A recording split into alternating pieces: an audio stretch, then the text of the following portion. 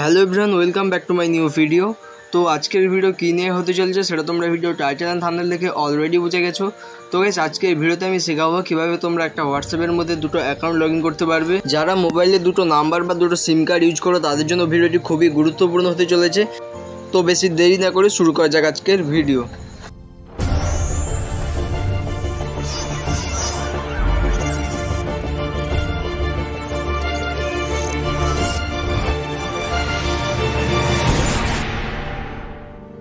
So guys, হোয়াটসঅ্যাপের মধ্যে দুটো অ্যাকাউন্ট লগ ইন করার জন্য তোমাদের মোবাইলে থাকা হোয়াটসঅ্যাপ অ্যাপ্লিকেশনটি ওপেন করে নিতে হবে। তো হোয়াটসঅ্যাপ অ্যাপ্লিকেশনটি ওপেন করার পর তোমাদের সামনে ঠিক এই ধরনের একটা ইন্টারফেস চলে আসবে। তো এখানে একদম উপরে তোমরা একটা 3 ডট লাইন দেখতে পাবে। তোমরা সেই 3 ডট লাইনের উপর ক্লিক করবে, তারপর এখান থেকে চলে যাবে সেটিংসে ক্লিক করার পর তোমাদের সামনে ঠিক এই ধরনের একটা ইন্টারফেস চলে আসবে। তো এখানে তোমরা ফার্স্ট অপশন অ্যাকাউন্ট, এই অপশনটার উপর একবার ক্লিক করে নেবে। তো অ্যাকাউন্টে ক্লিক করার পর তোমাদের সামনে ঠিক এই ধরনের একটা ইন্টারফেস ওপেন হবে।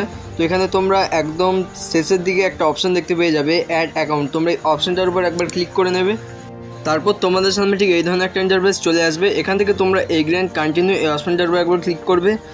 এই অপশনটার উপর ক্লিক করার পর এখানে তোমাদের নাম্বার চাইবে। তো এখানে তোমরা যে নাম্বার দিয়ে হোয়াটসঅ্যাপ লগ ইন করতে সেই নাম্বারটা এখানে এন্টার করবে।